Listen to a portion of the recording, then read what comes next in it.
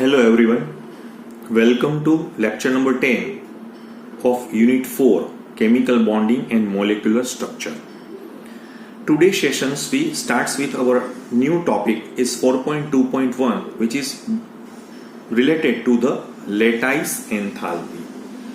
So let us begin by examining the energy, change associated with the exchange of electrons between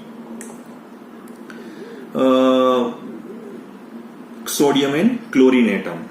So a cycle is devised by Born-Haber in 1919. So there is a one cycle which is So this cycle is based on a Born-Haber cycle. So this cycle is called as a Born-Haber cycle.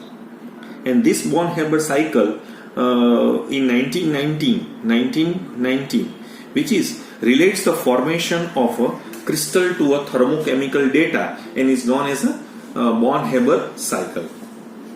So in case of gaseous atoms, right, we need to consider the ionization enthalpy as well as electron gain enthalpy of sodium. So first the data of ionization enthalpy means here the change of energy, right, of sodium. So the data is like that: Na to Na plus electron. So it's almost 495.4 kilojoule per mole. Next data is like that. So it's a electron gain enthalpy. It's a electron gain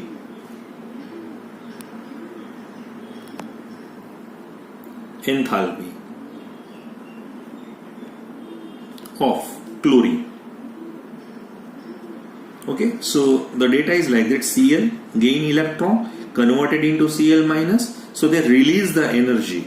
Say they release the energy is 348.8 kilojoule per mole, right? Now the sum of this energy changes associated with the formation of both the ions. So यहाँ पे हम इसका देखिए, यहाँ पे क्या हो गया, इसका मुझे इतना घाटा हुआ है क्योंकि ये एनर्जी मुझे मैंने ली है, खींची हुई है एटमॉस्फेयर से, और ये मैंने दी हुई है. तो इसका हम हिसाब लगाएंगे तो वो क्या होगा, 146.6 किलो जूल पर मोल का हम लगाएंगे. देखिए ये मैं पहले आपको मैक्रो लेवल से समझा रहा हूं. This shows that the formations of ion from gaseous sodium and chlorine requires a substantial increase in the potential energy. तो यहाँ तो आपको जरूरत पड़ी है, अगर एनर्जी लेनी पड़ेगी तो स्टेबिलिटी कम हो जाएगी. तो हम क्या कर सकते हैं, तो स्टेबिलिटी जैसे हमारी कम हो जा रही है तो इसका मतलब कि हमारा जो कंपाउंड है वो यहाँ पे हो सकता है, बन सकता है. तो ये भी हमें यहाँ पे देखना होगा. तो इसकी वजह से हमें जो देखना चाहते हैं तो हम क्या करेंगे. So then to explain the driving force for the formation of the compound, and it is stability needs to be explained by the quantity which is called as a lattice enthalpy. क्योंकि अभी तो मैंने यहाँ पे क्या किया हुआ है, आयोनाइजेशन किया हुआ है और यहाँ पे इलेक्ट्रॉन गेन किया हुआ है. अभी ये Na प्लस और Cl माइनस एक साथ जुड़ेंगे, राइट, तो वो जो lattice enthalpy की तरफ चले जाएंगे. So in the formation of ions above and the energy changes, so we have to consider the gaseous state. However, the compound NaCl is a solid in which the ions are packed together in a way that maximize. So the attractions between oppositely charged ions, if we pull apart the ions from the gaseous state, the process would require a lot of work and would lead to a large increase in the potential energy of the ions. So the lattice enthalpy is the energy required to completely separate the ion in one mole. हम reverse भी कर सकते हैं ना. देखिए मेरे पास NaCl है, वो सॉलिड है. अगर मुझे उसमें से Na प्लस गैसियस या Cl माइनस गैसियस की तरह सॉलिड टू गैसियस है, देखिए आप, तो उसके लिए मुझे जो एनर्जी रिक्वायर्ड है वो है डेल्टा H स्टैंडर्ड. ये लेटाइस एनर्जी है, ठीक है. ये कितनी है, तो कि इसके लिए मुझे 787 किलो जूल पर मोल यानी इसकी जरूरत पड़ेगी. लेकिन मुझे तो अभी जोड़ना है, तो देखिए ये दोनों जुड़ेंगे तो ये इतनी रिलीज होगी. अगर उसको मुझे दूर करना है, डिसोसिएट करना है, तो it's require energy. If we associate in such a way so that so reaction is exothermic in reactions. So the energy associated with this change, okay, so which is calculated is near about 787 kilojoule per mole. So the positive sign means that 787 kilojoule to include the lattice enthalpy. देखिए अभी हम जो पूरा हिसाब इसका लगाना चाहते हैं तो वो कुछ ऐसा हो जाएगा ना. देखिए मैं क्या बोलना चाहता हूँ, पहले मेरा गैसियस था, फिर मैंने क्या किया, उसका आयोनाइजेशन किया. So ionisation enthalpy is near about 495.4 kilo joule. ये मेरे क्या मुझे क्या मिला है, इसका आयोनाइजेशन एंथैल्पी है, राइट. आयोनाइजेशन एंथैल्पी किसका है, सोडियम का है, ठीक है. फिर मैंने क्या किया, दूसरा इलेक्ट्रॉन गेन एंथैल्पी का, मैंने इलेक्ट्रॉन इसमें जो यहाँ पे लिबरेट हुआ वो यहाँ पे चला गया, तो which is converted into Cl minus, so minus 348 kilo joule, right. So ये दूसरा जो हम देख रहे हैं वो इलेक्ट्रॉन गेन एंथैल्पी है, इलेक्ट्रॉन गेन एंथैल्पी की तरफ से चला जाएगा. अभी जो मेरे पास सोडियम प्लस गैसियस है और Cl माइनस भी गैसियस है, सो वो कहां पे कन्वर्ट हो जाएगा, NaCl सॉलिड में कन्वर्ट हो जाएगा. तो उसका जो मुझे क्या मिला 787 किलो जूल है, वो लेटाइस एनर्जी है, लेटाइस एंथैल्पी और लेटाइस एनर्जी की तरह से. तो हम पूरा जो हिसाब नेट रिएक्शंस यहाँ पे हम लगा रहे हैं, जो भी नेट रिएक्शंस मेरा होगा तो वो कुछ ऐसा होगा ना, सोडियम है वो गैसियस है, क्लोरीन भी गैसियस है, विच is converted into NaCl solid, mind well solid में चला जाएगा. तो मेरा जो नेट रिएक्शंस मुझे मिल रहा है वो 640.4 किलो जूल पर मोल ये रिलीज हो जाएगी. So the release of the energy is equivalent to the lattice enthalpy provide a large net lower. तो उसने क्या किया, इसका पोटेंशियल एनर्जी बिल्कुल कम कर दिया, जैसे सोडियम सॉलिड NaCl का फॉर्म हुआ. So we can say that the lattice enthalpy that provides the stabilizations necessary for the formation of NaCl. So the name lattice enthalpy comes from the word lattice. Lattice means का इसका मतलब है regular pattern of ions और atoms in a crystal. वो regularly जिस तरह से जुड़े होते हैं उसको लेटाइस बोलते हैं. So lattice enthalpies are endothermic. Lattice enthalpy endothermic, so they given positive signs. So for any compound, the chief stabilization influence is the lattice enthalpy, which means they release large enough to overcome the net energy input required to form the ions from the elements. ठीक है, आपको समझ में आ गया मैं क्या बोल रहा हूं. देखिए यहाँ पे मैंने क्या किया, घाटा किया है, यहाँ पे मैंने क्या किया, प्रॉफिट किया है. फिर यहाँ पे मैंने इतना अच्छा प्रॉफिट किया है कि ये दोनों प्रॉफिट और इसका जो हम घाटा सब कुछ करके देखते हैं तो मुझे प्रॉफिट ही मिल रहा है. अगर प्रॉफिट होगा तो ही रिएक्शंस होगा, क्योंकि if potential energy is decrease then the stability is increase. तो ये आपको हमें ये जो डेटा जो थर्मोकेमिकल डेटा है वो मैंने आपको दिया हुआ है. अभी देखिए मेरे पास भी एक जैसे कई जो जैसे बच्चे होते हैं, जैसे 8वीं कक्षा में 9वीं कक्षा में 10वीं कक्षा में पढ़ते हैं, तो वो कई बार अपनी तरफ से सोचते हैं कि सर जी मैंने यहाँ पे सोडियम लिया हुआ है, ठीक है, तो आप बार बार यही क्यों बता रहे हैं कि sodium is converted into Na+1. क्यों सोडियम है वो क्यों Na+2 में कन्वर्ट नहीं हो पा रहा है, यानी NaCl2 क्यों नहीं बनेगा. तो उसका आंसर तो आप दो तरह से नहीं. देखिए sodium is a monovalent, so they always, तो हम ऐसा या थोड़ा डीप में जाएंगे तो वो कई बच्चे ऐसे बोलेंगे देखिए इनर्ट गैस कॉन्फ़िगरेशंस है तो उसमें से निकाला. लेकिन थर्मोकेमिकली आप देखिए तो मैं आपको ऐसा समझा रहा हूं, जैसे मेरे पास सोडियम गैसियस है, so when it's converted into Na+ gaseous, so at that time the electron release. तो ये आयोनाइजेशन एंथैल्पी का डेटा मुझे कितना मिला था, 496 के आसपास मुझे मिला था, ठीक है. लेकिन अभी जो सोडियम प्लस है उसमें से एक और मैं इलेक्ट्रॉन यहाँ पे निकालूंगा, यानी Na+2 गैसियस और इलेक्ट्रॉन है, तो ये सेकंड आयोनाइजेशन एंथैल्पी. ये फर्स्ट है, ये सेकंड है, लेकिन सेकंड का आप डेटा देखिए, क्योंकि उसमें से निकालने के लिए मुझे बहुत ज्यादा एनर्जी की जरूरत पड़ेगी. यानी मैं कुछ ऐसा कर सोच सकता हूं, दोनों का जो एडिशन है ना वो 5059 किलो जूल पर मोल हो जाएगा. Right, so this value is so large because the electron removed is from the noble gas core outer shell of the sodium. तो इस तरह से ये हो नहीं सकता है, इसलिए यही होगा, राइट। सो NaCl2 क्यों नहीं बन सकता, तो उसका मैंने आपको यहाँ पे एग्जांपल्स दिया हुआ है। The lattice enthalpies of some ionic compounds, जैसे मैंने आपको लास्ट लेक्चर में भी बताया था, जैसे मेरे पास लिथियम क्लोराइड है, राइट। तो इसमें कौन कौन सा आयन है, लिथियम Cl, तो उसकी लेटाइस एंथैल्पी का डेटा है 845, near about all data are in kilo joule per mole. लेकिन मैं इसके बाद में NaCl आपको दिखा रहा हूं। We know that the ions are present in Na+ and Cl-, तो उसका वैल्यू है 787 किलो जूल पर मोल, ठीक है। मैंने यहाँ पे KCl दिया हुआ है, तो KCl में क्या होगा, K+Cl-, तो उसका डेटा क्या हो गया, 709 किलो जूल पर मोल हो गया है।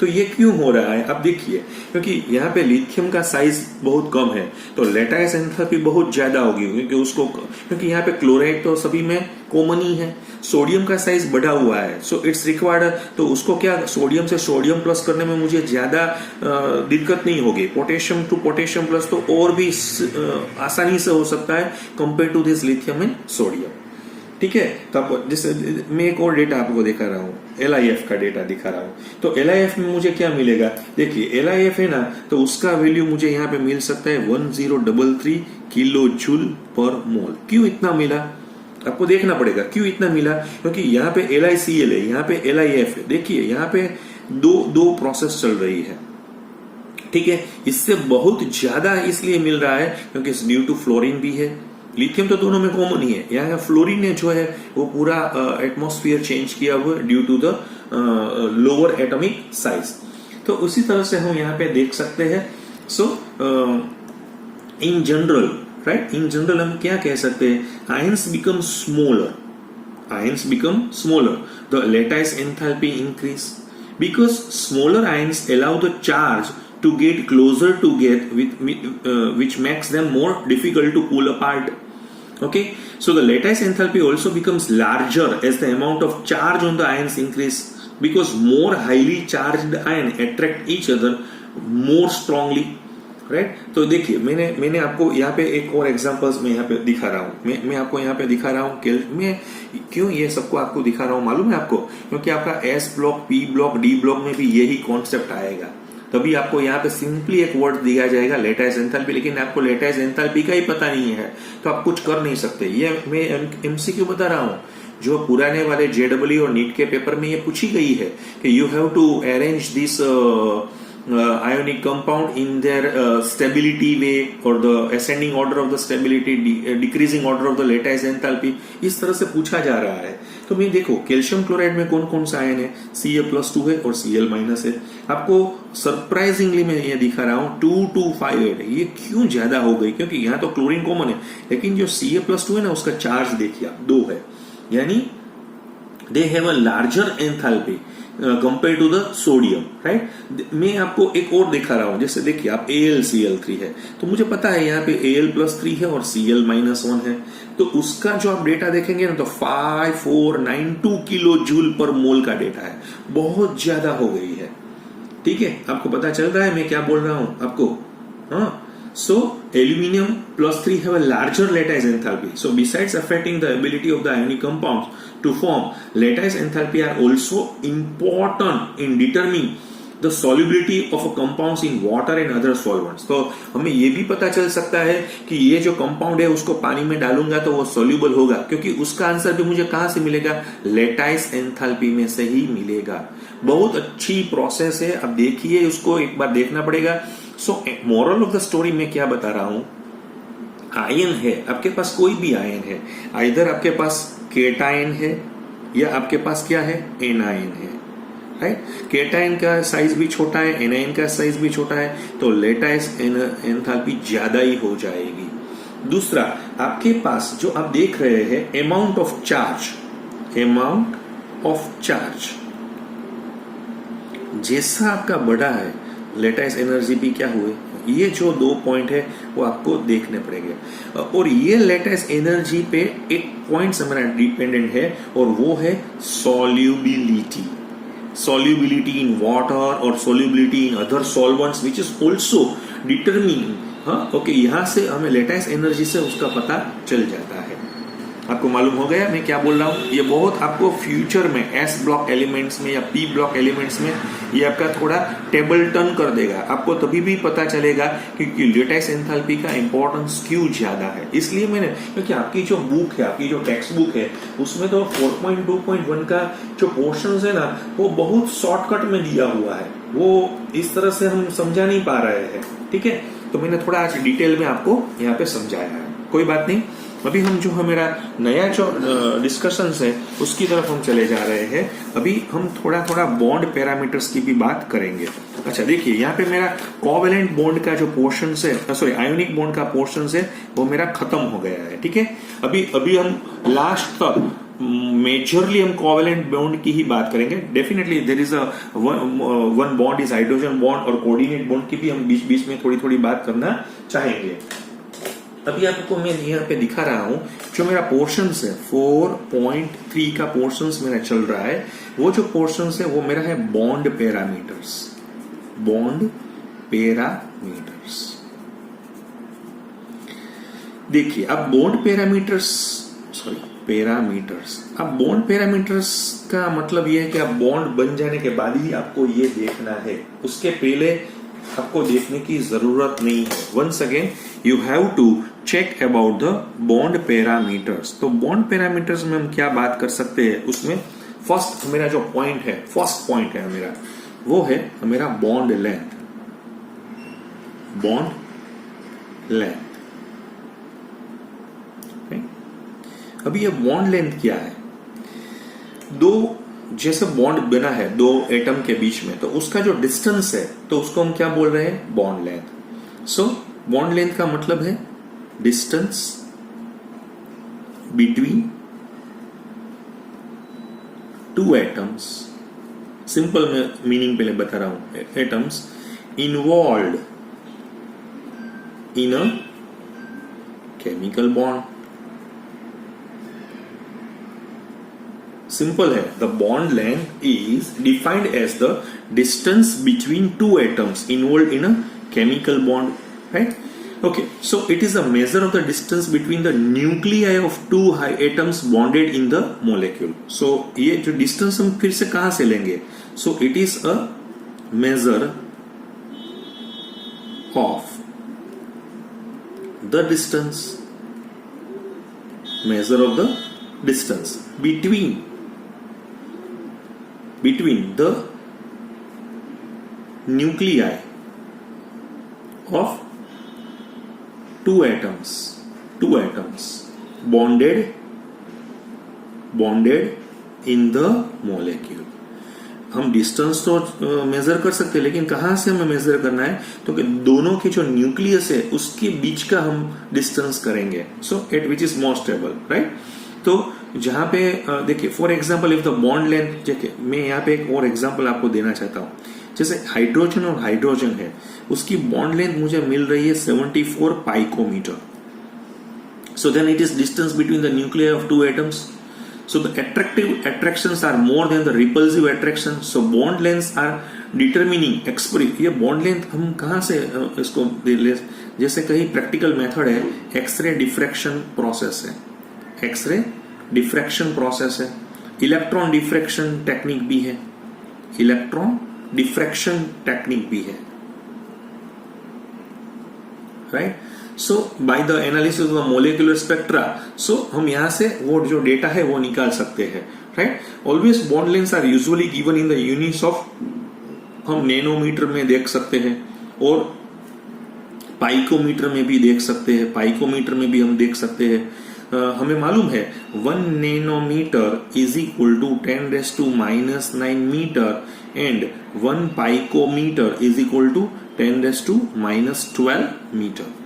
तो इस तरह से हम उसका जो डेटा इधर नैनोमीटर, कई बार एंगस्ट्रॉम में भी आपको देखने को मिलेगा, ठीक है? तो एंगस्ट्रॉम में भी हम कन्वर्ट कर सकते हैं। So the measure of the bond length is the indicative of the type of bond that exists between the atoms in the molecule। जैसे मेरे पास कोवेलेंट बॉन्ड है, तो कोवेलेंट बॉन्ड मेरे पास A और B के बीच में बना हुआ है, सिंगल बॉन्ड से बना हुआ है, तो मुझे A और B का जो रेडियस है उसका मुझे कुछ करना पड़ेगा। तो covalent radius of an atom, जैसे मैं आपको बता रहा हूं, जो देखिए मैं आपको एक फिगर से बता रहा हूं, मेरे पास एक एटम है, देखिए यहाँ पे मेरे पास एक एटम है और दूसरा भी मेरे पास एक एटम है। ये जो मेरे पास एटम है ना वो देखिए, ठीक है, ये जो एटम है वो मेरे पास बी का है और ये मेरे पास ए का है। तो यहाँ का न्यूक्लियस है और यहाँ का न्यूक्लियस है, वो जो दोनों से जुड़ा हुआ है। सो देखिए ये मैं जो डिस्टेंस यहाँ पे दिखा रहा हूँ आपको यहाँ पे, अब देखिए तो ये जो डिस्टेंस मुझे मिल रहा है वो है रेडियस ऑफ ए और ये जो मुझे मिल रहा है यहाँ पे वो है radius of B. Okay fine, ये ए का रेडियस है और ये बी का रेडियस है।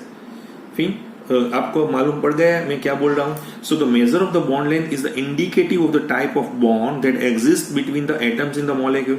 सो in case of covalent bond between A and B, the bond length of the single bond is generally the sum of the covalent radius of atom A and B. The covalent radius of an atom is the half of the bond length of the covalent bond joining together.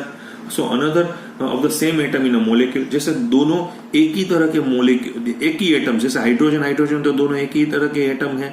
देखिए यहाँ तो एक बड़ा था एक छोटा था, right, यहाँ पे तो दोनों सेम ही है। तो मैं क्या करूंगा, ये जो मेरे पास ए और ए के बीच में जो बॉन्ड बना हुआ है, ए और ए के बीच में जो बॉन्ड बना, तो ये जो डिस्टेंस मुझे मिलेगा वो तो 2r ही होगा। So the covalent radius of an atom is the half of the bond length of the covalent bond joining to another same atom in the molecule, ठीक है। So the covalent radius of a number of non-metallic elements भी यहाँ पे हो सकते हैं, metallics भी element यहाँ पे हो सकते हैं। देखिए मैंने अभी आपका जो रेडियस है वो नॉन मेटालिक एलिमेंट्स का कोवेलेंट रेडियस, जैसे मैंने हाइड्रोजन का कोवेलेंट रेडियस क्या होगा, तो 74 को डिवाइडेड बाई 2 कर दीजिए, राइट, तो कितना हो जाएगा, 37 हो जाएगा। ये पाइकोमीटर में मैं दे रहा हूं, देखिए ये क्या दे रहा हूं मैं आपको फिर से, कोवेलेंट रेडियस है। कोवेलेंट रेडियस मींस हाइड्रोजन के साथ जुड़ा हुआ है, कोवेलेंट बॉन्ड का साथ जुड़ा हुआ है। जैसे मैं देखिए मैं आपको यहाँ पे बता रहा हूं, जैसे कार्बन के साथ जुड़ा हुआ है, राइट, तो अकेले कार्बन का 77 आ जाएगा। जैसे नाइट्रोजन और नाइट्रोजन है एक वो 74, जैसे कोवेलेंट रेडियस है तो उसका मुझे 74 पाइकोमीटर मिल रहा है। ऑक्सीजन का मुझे 66 पाइकोमीटर मिल रहा है। जैसे मेरे पास फ्लोरीन है तो उसका मुझे 64 पाइकोमीटर मिल रहा है। तो इस तरह से हम कहीं डेटा यहाँ पे यूज कर रहे हैं। आपको डेटा सिर्फ सिंगल बॉन्ड के दिए हुए, देखिए यहाँ नाइट्रोजन के बीच में सिंगल बॉन्ड है, ऑक्सीजन के बीच में सिंगल बॉन्ड है, इसलिए दे, अगर डबल बॉन्ड हो जाएगा तो बॉन्ड लेंथ और भी कम हो जाएगी। लेकिन अभी मैंने जो आपको यहाँ पे जो स्टैटिस्टिकल डेटा दिए, ये the value cited are for a single bonds, okay.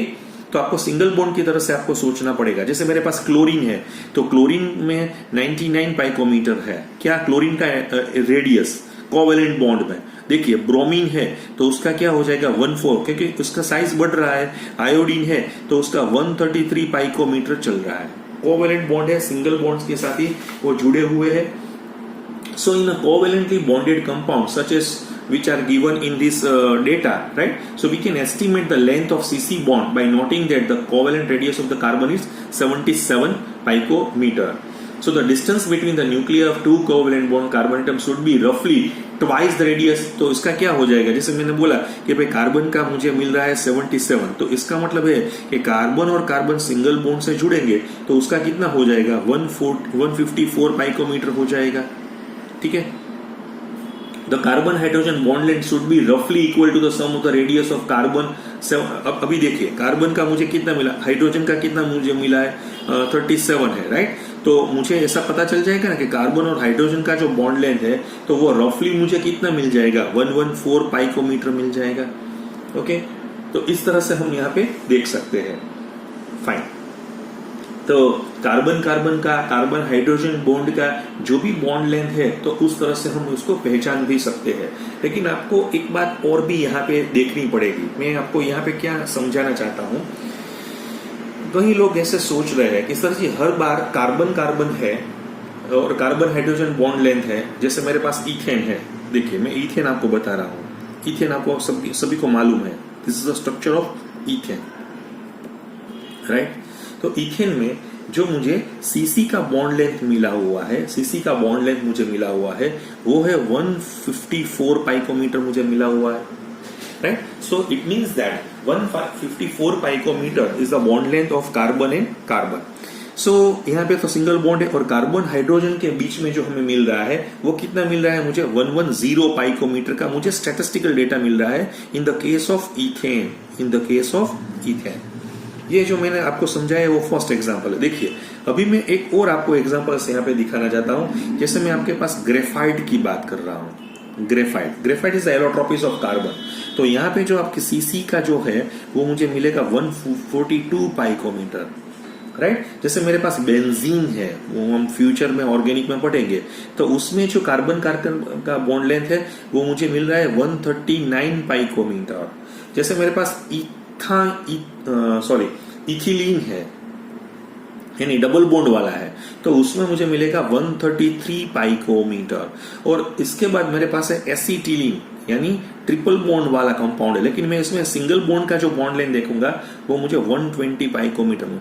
इसका मतलब ये नहीं कि हर बार आपको सीसी का बॉन्ड लेंथ एक ही मिलेगा, ठीक है। कई बार उसका जो कंपैरिजन तो हम करेंगे तो वो थोड़ा इसलिए ऑल्टर हो रहा है क्योंकि there is a CC and CH bond length for 3 of this compound, ethene, acetylene are shown, okay.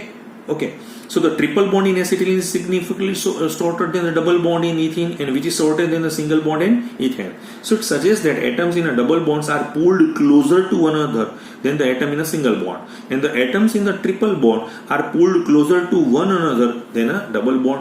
तो आपको यहाँ से पता चल सकता है। मैं आपको फिर से एक बार यहाँ पे आपको दिखाना चाहता हूँ। जैसे मैंने इथेन का स्ट्रक्चर्स दिया हुआ है, ये देखिए आप इथीन का स्ट्रक्चर्स देखिए, ये मैंने आपको इथिलीन का स्ट्रक्चर्स दिया हुआ है, राइट। तो इथिलीन के स्ट्रक्चर्स में ये मुझे कितना मिला 133 मिला, राइट। और ये जो दोनों था वो 109 का था, ये CH बॉन्ड। अभी मैं ट्रिपल बॉन्ड की बात कर रहा हूं। जैसे मैंने एसिटिलीन का स्ट्रक्चर्स यहाँ पे मैंने दिया हुआ है, तो जो एसिटिलीन आप देख रहे हैं तो उसमें वो 120 पाइकोमीटर है और कार्बन हाइड्रोजन का बॉन्ड लेंथ है 106। So bond lengths in picometer in ethane, ethylene and acetylene. So each CH bond is formed by sharing a single pair of electrons. So the CH bond length is approximately the same in the 3 compounds. तो इसमें बहुत दिक्कत नहीं है, 110, 109, 106 is near about it. लेकिन there is a drastic change in ethane versus ethylene and versus acetylene. एक दूसरा भी होता है, देखिए मैं यहाँ पे आपको थोड़ा डिटेल में ये जो बॉन्ड लेंथ का पोर्शन है वो मैं समझाना चाहता हूँ। एक और है जो बॉन्ड हम बोल रहे हैं, उसको बोल रहे हैं वान डर वाल्स बॉन्ड। मैंने आपको एक बार बोला था एक बॉन्ड होता है, उसको हम क्या बोलते हैं, वान डर वाल्स बॉन्ड। ये सबसे वीकेस्ट बॉन्ड होता है। कई बार तो पता भी नहीं चलता है कि ऐसा टाइप का बॉन्ड कोई बॉन्ड भी है। वान डर वाल्स बॉन्ड क्या है देखिए, तो वान डर वाल्स, लेकिन मुझे इस तरह से आपको समझाना पड़ेगा। जैसे मेरे पास देखिए, मैं यहाँ पे आपको एक एग्जांपल्स दिखाना चाहता हूँ। एक एग्जांपल्स आपको इस तरह से मैं दिखाना चाहता हूँ। देखिए ये क्लोरीन है, ठीक है। देखिए आप फिर से देखिए, और ये भी मेरे पास क्या है, क्लोरीन है। दोनों क्लोरीन के एटम है, ये उसका न्यूक्लियस है, ये क्लोरीन का न्यूक्लियस है, ठीक है। आपको समझ में आ गया। फिर मैं दूसरा यहाँ पे दिखा रहा हूं, ये भी क्लोरीन का मोलेक्यूल है, ये दूसरा भी क्लोरीन का मोलेक्यूल है। अब यहाँ पे भी देखिए, ओके। अब अभी देखिए यहां से जो डिस्टेंस मुझे मिलेगा, ये जो डिस्टेंस मुझे यहाँ पे मिला हुआ है ये, राइट। सो ये क्या है, इट्स अ कोवैलेंट बॉन्ड। उसका मुझे लेंथ मिला हुआ है 198 पाइकोमीटर का, वो एक्सरे डिफ्रेक्शन ने बताया हुआ है, राइट। तो इसका मतलब कि एक का क्या होगा, 198 divided by, so covalent bond है उसका जो लेंथ है, कोवैलेंट बॉन्ड का जो लेंथ है वो मुझे 198 पाइकोमीटर मिला हुआ है, ठीक है। आपको समझ में आ गया। फिर से मैं क्या बोल रहा हूं, ये दोनों का, लेकिन एक का मुझे क्या मिलेगा, तो वो तो मुझे 198/2 करना पड़ेगा। सो इसका कोवैलेंट रेडियस है, कोवैलेंट बॉन्ड से जुड़ा हुआ जो रेडियस है वो मुझे मिल रहा है कितना, 99 पाइकोमीटर यहाँ पे मिल रहा है। अच्छा, ये तो पहले मैं आपकी बात साथ हो गई, आपको ये समझ में आ गया, ठीक है, एकदम बिल्कुल आपको समझ में आ गया है। अभी देखिए, अभी मैं ये सोचना चाहता हूं कि उसका जो वान डर वाल्स रेडियस है वो क्या हो सकता है। वान डर वाल्स रेडियस का मतलब ये है कि आप जिससे जुड़े हुए हैं, देखिए मैं यहाँ पे एक और लाइन कर देता हूं, ठीक है। तो ये जो डिस्टेंस मैं यहां से देखूंगा और यहां तक चला जाऊंगा, ठीक है, ये दोनों के बीच का डिस्टेंस है, तो वो मुझे मिलेगा, उसको क्या बोलेंगे हम, वांडर वाल्स। ये जुड़े नहीं है दूसरे से, एक अट्रैक्शन है, तो वो वांडर वाल्स रेडियस बोला जाएगा और उसका कितना होता है 180 पाइकोमीटर। यानी एक डिस्टेंस है, उसको वांडर वाल्स डिस्टेंस भी बोलते हैं, वांडर वाल्स फोर्स भी बोलते हैं।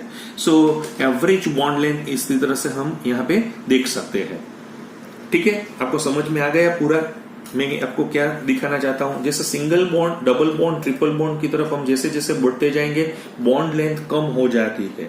बॉन्ड लेंथ कम हो जाने की वजह से उसको तोड़ने के लिए मुझे ज्यादा से ज्यादा एनर्जी की जरूरत पड़ेगी। सो मैंने आपको यहाँ पे कुछ ऐसे डेटा मैंने आपको दिया है, ठीक है। मैं फिर भी आपके साथ थोड़े और डेटा भी शेयर करना चाहता हूं। जैसे मेरे पास XX टाइप वाले बॉन्ड है, XX टाइप वाले बॉन्ड है, जैसे मेरे पास HH है, मेरे पास F और F है, मेरे पास Cl और Cl है, यानी मेरे पास Br2 है, यानी Br है, मेरे पास I और I टाइप के बॉन्ड है, मेरे पास O और O टाइप के यानी O2 है, मेरे पास N और N टाइप के बॉन्ड है, N2 है। देखिए उसका जो डेटा है मुझे 74 ऑल पाइकोमीटर में हो, देखिए सभी पाइकोमीटर में। आप एक बार देख लीजिए, फ्लोरीन का मुझे मिल रहा है 144, क्लोरीन का मैंने यहाँ पे 199 है। आपको ये डेटा याद रखने की कोई जरूरत नहीं है, सिर्फ आपको ऑब्जर्वेशन करना है। ब्रोमीन में 228 है, आयोडीन में मैंने 268 है, ऑक्सीजन में मेरे पास नियर अबाउट 148 होगा और यहाँ पे मेरे पास है 145। तो जो अभी मैंने आपको बॉन्ड दिए हैं वो मैंने XX टाइप के बॉन्ड दिए हुए हैं, ठीक है। अभी मैं आपको थोड़े और बॉन्ड दिखा रहा हूं। जैसे मेरे पास HX टाइप के बॉन्ड है, HX टाइप में बॉन्ड में जैसे मेरे पास है HF है, दूसरा मेरे पास है HCl है, तीसरा मेरे पास है HBr, next one is HI, जैसे मेरे पास NH बॉन्ड B है, जैसे मेरे पास PH बॉन्ड B है, मेरे पास OH बॉन्ड B है, SH बॉन्ड B है। इससे कई बॉन्ड मैं आपको दिखा रहा हूं। देखिए आप उसकी वैल्यू देखिए, HF की नियर अबाउट 92 पाइकोमीटर है, HCl की 127 है। देखिए बढ़ती जाएगी क्योंकि atomic size of the halogen is increasing. यहाँ पे 141 है, यहाँ पे 160 है। NH का मैंने क्या दिया हुआ है 101, लेकिन इसका क्या क्यों बढ़ गया 144 है, सॉरी 144 के पास, क्योंकि नाइट्रोजन से फास्फोरस का बढ़ गया है। OH का नियर अबाउट है मेरे पास 96 है और SH का मेरे पास है 134। तो इस तरह से भी हम HX टाइप के बॉन्ड भी देख सकते हैं। जैसे मेरे पास और अदर बॉन्ड्स है, मैं आपको दिखा रहा हूं अदर बॉन्ड्स। जैसे मेरे पास एक CN बॉन्ड है, देखिए CN बॉन्ड है, एक है मेरे पास CO बॉन्ड, एक है मेरे पास CS बॉन्ड, एक है मेरे पास CCl बॉन्ड, एक मेरे पास है नाइट्रोजन क्लोरीन के बीच में बॉन्ड है S और O के। तो CN बॉन्ड का मेरे पास डेटा मुझे मिल रहा है 143, इसका भी सेम मुझे मिल रहा है 143, इसका मुझे मिल रहा है 182, CCl का मुझे मिल रहा है 177, NCl का मुझे मिल रहा है 175 और उसका मुझे मिल रहा है 158। ठीक है। जैसे मेरे पास और एक टाइप के बॉन्ड है जिसको हम मल्टीपल बॉन्ड यानी मोर देन वन बॉन्ड्स को उसको बोलते हैं। मल्टीपल बॉन्ड्स की मैं बात कर रहा हूँ। तो मल्टीपल बॉन्ड्स में मेरे पास है C डबल बॉन्ड O है, जैसे मेरे पास C डबल बॉन्ड NB है, मेरे पास C ट्रिपल बॉन्ड NB है, मेरे पास P डबल बॉन्ड OB है, मेरे पास S डबल बॉन्ड OB है, मेरे पास O डबल बॉन्ड OB है, मेरे पास N ट्रिपल बॉन्ड N है। देखिए C डबल बॉन्ड O का मेरे पास जो डेटा मिल रहा है मुझे 121 का है। ये सभी जो डेटा है वो एक्सरे डिफ्रैक्शन से मुझे मिल रहा है 138 है, उसका मेरे पास है 116 है। P डबल बॉन्ड O का मेरे पास 150 का डेटा मिला हुआ है, यहाँ पे मेरे पास 143 है, 129 है, 109। सो इस तरह से हम यहाँ पे कुछ समझ सकते हैं कि क्या मुझे कौन से टाइप के मेरे पास बॉन्ड है। जैसे मैंने अभी आपको बताया कि ये जो मेरे पास है वो HX टाइप के बॉन्ड थे, ठीक है। फिर मैंने सेम टाइप के बॉन्ड थे, फिर मैंने XX टाइप के बॉन्ड दिखाए, फिर मैंने ये जो बॉन्ड दिखाए थे वो अदर बॉन्ड्स थे और मल्टीपल बॉन्ड्स। तो आपको उसको डेटा मिल गया, तो उसके बारे में आपको एक बार सोचना पड़ेगा कि क्या इसमें हो सकता है। ओके जैसे मैं आपको एक मैं यहाँ पे कंपाउंड दिखाना चाहता हूँ। ऑक्सीजन और ऑक्सीजन के बीच में एक कंपाउंड है, जैसे वो O2 बना रहा है, ठीक है। तो वो O2 भी बना रहा है, फिर मैं आपको एक और बता रहा हूँ, और in the case of hydrogen peroxide तो उसमें O और O के बीच में सिंगल बॉन्ड है। सो एक ऑक्सीजन ऑक्सीजन बॉन्ड लेंथ कहाँ पे लॉन्गेस्ट है, मैं इसको आपको देखिए, मैं आपको इसमें H2O में ज्यादा होगी या H2O2 में ज्यादा होगी, आप एक बार सोच लीजिए। मैं नेक्स्ट लेक्चर में यहाँ से वो टॉपिक है उसको मैं आगे बढ़ाऊंगा, फिर हम देखेंगे बॉन्ड एंगल भी देखेंगे, बॉन्ड एंथैल्पी भी हम देखेंगे, बॉन्ड ऑर्डर भी देखेंगे, उसके बाद हम रेजोनेंस की तरफ चले जाएंगे। Thank you very much.